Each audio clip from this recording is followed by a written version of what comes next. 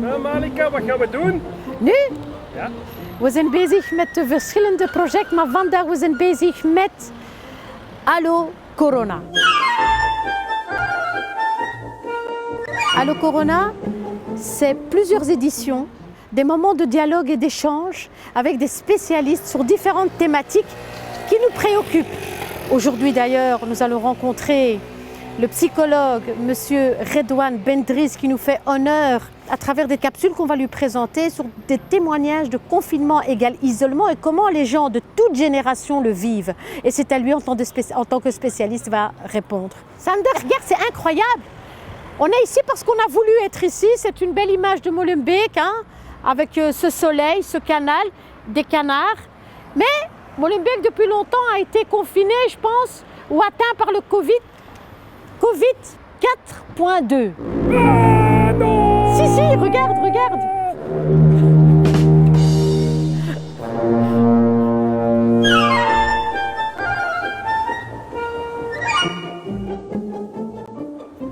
Bonjour, bienvenue, Monsieur Bendriss, psychologue à Bruxelles. Comment est-ce que vous vivez cette situation ? Au niveau privé, je pense que je vis ces choses-là comme la majorité des gens. Donc un changement brusque de la vie et les rapports sociaux qui sont un petit peu différents, qui changent, la technologie qui apparaît. Et au niveau professionnel, c'est un grand changement parce que, comme je parlais de la technologie vient en force dans nos consultations. Nous utilisons énormément le téléphone et les vidéos. Et en même temps, on est face à de très grandes angoisses où les gens sont extrêmement inquiets ou extrêmement angoissés par rapport à ce qui se passe actuellement. Et en même temps, cela vient se greffer sur des problématiques déjà existantes. Ok. Alors justement, nous allons écouter quelques témoignages. On va commencer, Sander, si tu veux bien, avec Insaf. C'est une jeune étudiante, vingtaine d'années. Et sa question principale, c'est est-ce que les gens ne deviendront pas ou n'auront pas cette habitude de ce détachement, deviendrait insocial? Assalamu alaikum, je m'appelle Insaf, j'ai 18 ans et je suis étudiante. En sachant que la jeunesse sera confinée chez soi, que faire afin d'éviter que les jeunes tombent dans une paresse spirituelle pendant ce mois? Deze problematiek is echt een van de moeilijkste problematieken. De mensen kunnen langzaam een beetje afstandelijker worden. Ja. En dat is niet echt evident, zeker voor alleenstaande mensen. Dus daarom is het heel belangrijk om een contact te hebben met de samenleving via telefoon of via Skype of via andere technologie, maar een contact of regelmatig een beetje buiten gaan is het echt heel belangrijk. Maar het is een risico. Mais en même temps, il faut respecter la loi. Comment... Donc quand on dit qu'il faut sortir, la loi n'interdit pas qu'on sorte. Donc, mais il faut bien sûr que cette sortie soit réglementée, qu'elle soit structurée, qu'elle soit cadrée. C'est-à-dire qu'on va sortir, prendre un peu d'air en respectant les distances sociales, en respectant la loi, le règlement, et puis on rentre à la maison, et puis on se lave les mains, on se lave donc convenablement les mains avec le savon ou bien du gel hydroalcoolique. Donc il faut que ça devient quasi un rituel. Et comme disent beaucoup de gens, c'est le bon sens. Mais supposons maintenant que Insaf ne peut plus voir sa grand-mère qui habite dans une autre commune que la sienne. Donc là je pense que c'est une difficulté. Oui, mais il faut bien savoir qu'on vit des moments un peu difficiles. Donc on vit avec ce qu'on peut faire. Donc il y a un cadre. Et dans ce cadre, il y a des éléments qu'on peut faire, il y a des éléments qu'il ne faut pas faire. Et ces éléments qu'il ne faut pas faire, c'est pas simple. Il y a un sens dans ce qu'il ne faut pas faire. Alors quand Insaf veut aller voir sa grand-mère ou ses parents dans une autre commune, elle peut mettre en danger non seulement sa santé, mais aussi la santé de la collectivité, mais la santé aussi de sa grand-mère. Okay. We gaan verbeteren met andere jongere meisjes. Ihsan. Oui, Ihsan. Ok, we gaan samen luisteren. Bonjour, je m'appelle Ihsan, je suis étudiante en première année en tant qu'enseignante. Comment j'ai vu le confinement? Bien, je sais qu'il faut rester à la maison pour sauver des vies. Par contre, j'ai eu un coup très dur à l'annonce de la prolongation du confinement. Je me suis mise en tête que ça allait durer que 2 semaines. Or, ce n'est pas le cas. Et ma question à vous, monsieur le psychologue ou madame la psychologue, c'est comment puis-je patienter durant cette période en attendant le déconfinement? Merci à vous. Donc ce que dit cette demoiselle, et c'est vraiment très important, c'est qu'il faut un objectif. C'est que nous, êtres humains, on peut nous dire de rester à la maison, de rester confiné, on peut le faire. Mais on peut l'accepter que s'il y a des objectifs. Mais comme elle est quelqu'un de assez impatience, elle peut essayer par exemple cette impatience, le diriger vers autre chose, dans l'écriture, dans l'enregistrement de podcasts ou je ne sais pas quoi, mais disons de faire une activité, de ne pas rester inactive. Donc, Malika, on pourrait lui suggérer de venir ici dans le Naï Atelier pour faire des masques, par exemple. Absolument, il y a plein Bravo. de belles initiatives. Très belle idée, parce que c'est dans un cadre, respectueux des distances sociales. Elle a un objectif et c'est constructif. Le danger du confinement, c'est qu'on puisse rentrer dans une forme de lassitude, d'habitude, une forme quasi de tristesse et d'ennui, et de rentrer dans cette forme d'ennui, de commencer à manger tout le temps, d'essayer de regarder la télévision, mais du matin au soir, de dormir tout le temps et de rentrer dans une forme de lassitude, etc. Et ça, il faut vraiment le couper. Moi, j'ai une question. Pourquoi est-ce qu'il est tellement important de rester dans le positif ? L'important, c'est qu'on puisse arriver, malgré nos difficultés actuelles, malgré nos difficultés de santé, etc., de rester constructif. Parce que pour moi, ce n'est pas maintenant, c'est après. C'est-à-dire que quand on va rentrer dans un processus de déconfinement et que les gens vont peut-être un petit peu plus sortir, etc., là, on va apparaître les problèmes, ce qu'on peut appeler post-traumatique. Des attitudes qui peuvent apparaître de violence, de difficultés conjugales. J'ai cru comprendre à travers les médias quand même qu'il y a beaucoup de violences conjugales et que ça ne se passe pas très très bien. Mais ça a augmenté de 30%. Oui, de 30%. Oui. Moi, c'est quelque chose qui, personnellement, m'inquiète énormément. La violence conjugale, mais la violence vis-à-vis des enfants aussi. Au niveau, c'est pas uniquement physique, mais ça peut être aussi au niveau verbal. On crie, il n'y a plus d'intimité, il n'y a pas on est l'un sur l'autre par moment, et ça crée une forme de tension au niveau familial, et ça crée une forme de stress au niveau familial, et il faudra être très attentif à cela. Et comment aider ce genre de... Déjà, l'écoute est déjà importante. Et puis à un moment donné, de pouvoir créer, de parler de ce thème-là. Moi, je suis très favorable à tous ces groupes de parole, mais en respectant les distances, bien sûr, avec 3 personnes, par exemple, dans un grand espace où 3 personnes peuvent parler de ces choses-là. J'ai l'impression que la foi aide beaucoup. Le fait de prier, le fait de méditer, c'est une manière de se soulager. D'accepter aussi. Oui, mais parce que ça, vous savez, quand on est dans des situations difficiles, les êtres humains se tournent vers ce qu'ils y croient le plus. C'est Dieu, c'est la science, et la foi est un levier pour beaucoup de personnes, pour pouvoir un petit peu donner sens aussi à ce qu'ils vivent. Nous allons écouter maintenant Farah. Hallo, ik ben Farah. Ik ben 21 jaar oud. Ik ben studente. Ik leefde tijdens de week op kot en in het weekend kwam ik terug thuis. En nu ben ik constant thuis. Dat is een serieuze aanpassing. Een normale dag voor de lockdown was het kot verlaten en dan kwam ik in een werksfeer terecht.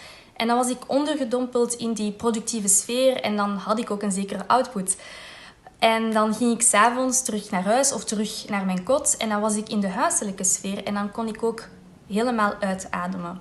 Vandaag de dag is er die fysieke scheiding niet meer. Dus weken lijken op weekends, ochtenden lijken op 's avonds. Het is een soort van soep. En in deze chaotische, structuurloze tijden, hoe zorg ik ervoor dat ik toch wat een betere tijdsmanagement kan hebben, vooral met het oog om uitstelgedrag als probleem te tackelen? Ja, het is niet echt het is een grote vraag. Hè, maar ik vind dat juffrouw 2 woorden heeft gebruiken. Dus de bruske breuk en de aanpassing. L'adaptation. Et comment s'adapter à une situation qui est venue brusquement. Donc coupure dans le temps, coupure dans l'espace, coupure dans le travail, coupure, tous ces genres de choses. Et donc, mais ce que dit mademoiselle, c'est quand même qu'elle est arrivée petit à petit à s'adapter. Mais il faut, même que si c'est un tout petit appartement, il est très important qu'on ait son propre espace individuel. Ça, c'est vraiment essentiel. Sa bulle. Sa bulle. Surtout quand on est étudiant et qu'on a des amis à son âge, on avait tout ça à l'extérieur et maintenant tout vient à l'intérieur. C'est pour cela qu'il faut essayer de créer non seulement des petites bulles au niveau de l'espace, mais aussi des petites bulles au niveau du temps. C'est-à-dire que se dit de telle heure à telle heure, je travaille, j'étudie, ou de telle heure à telle heure, je suis en contact. Voilà. C'est de structurer son temps.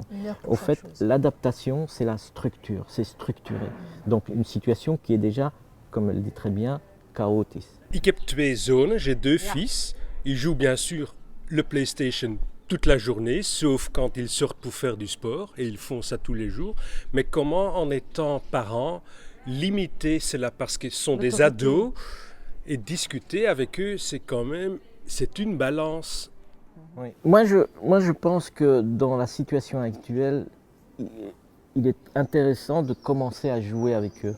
C'est un peu contradictoire ce que je dis, hein, mais c'est de mon sens. Hein.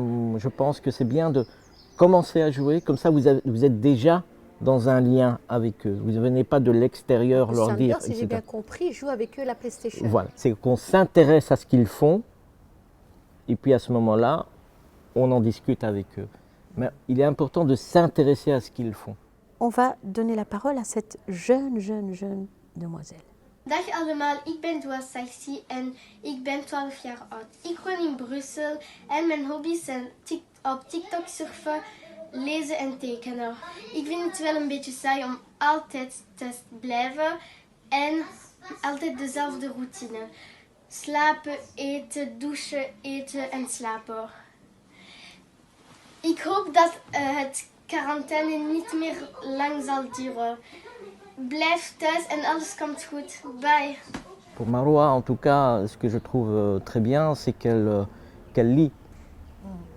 Hein, elle dit « ik lees ». Hein, donc, et c'est vrai que c'est une routine, que ça devient un peu lourd pour elle, mais elle dit, c'est structuré. Je me lève, je me douche, je lis. Dat is echt belangrijk. En ook, het is...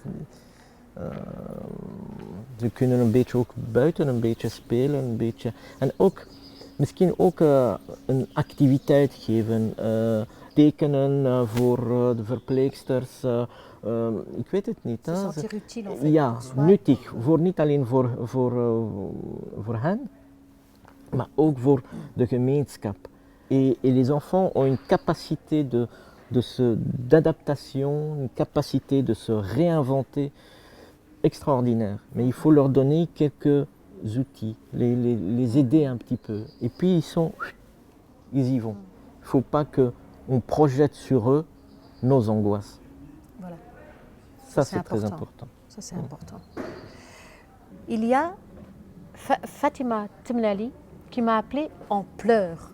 Et là c'est intéressant parce que Fatima Temnali disait « Mais Malika, ma petite fille me dit de ne pas venir. » Elle l'a pris comme un rejet. Et sa petite fille lui disait « Mais mamie, c'est l'école qui a décidé et c'est mon professeur qui m'a dit que tu ne dois pas venir chez nous. » Elle est restée traumatisée de cette phrase. Elle l'a pris comme un rejet. Mais je pense qu'il faut être très attentif à ça, parce que lorsqu'on est dans une certaine phase de notre vie, quand on est assez âgé, il y a une forme peut-être aussi de relâchement, de se dire ce n'est plus la peine, je lâche tout, je suis isolé, on ne fait plus attention à moi et tout cela. Et donc, quand cette petite enfant, cette petite fille dit à sa grand-mère, c'est l'école qui m'a dit que, etc., il est très important qu'une troisième personne puisse expliquer à la grand-mère que si sa petite fille fait ça, c'est pour la protéger sa santé à elle.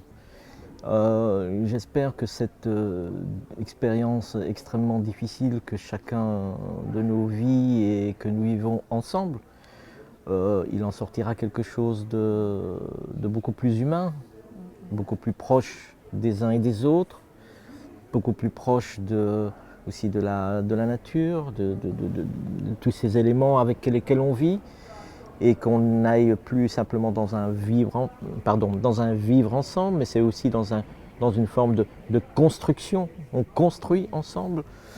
Au niveau santé, au niveau économique, au niveau social, ça a bousculé, mais ça va nous bousculer également beaucoup au niveau culturel, au niveau de notre vivre, de notre manière de vivre avec les autres. Une conclusion, le mot de la fin? Le mot de la fin, j'espère que ça ne sera pas une fin. T'as compris, Samda? Oui, si. Merci infiniment. C'est moi qui te remercie. On vous remercie vraiment infiniment. Vous n'avez pas aidé. Qu'est-ce que vous nous avez apporté comme information utile, très utile. Merci. Shukran. Je vous donne un nouveau rendez-vous la prochaine fois après notre cher psychologue. Rendez-vous avec notre théologien, imam de Bruxelles à Molenbeek-Saint-Jean, très actif dans la mosquée El Khalil, monsieur Mohamed Toujgani. Très influent et très sollicité par la communauté musulmane bruxelloise. Il sera là pour nous expliquer comment vivre ce confinement à le Corona Ramadan, comment vivre au mieux le mois de Ramadan qui représente les 12 mois de l'année dans le comportement et le meilleur des comportements en période de confinement. À bientôt.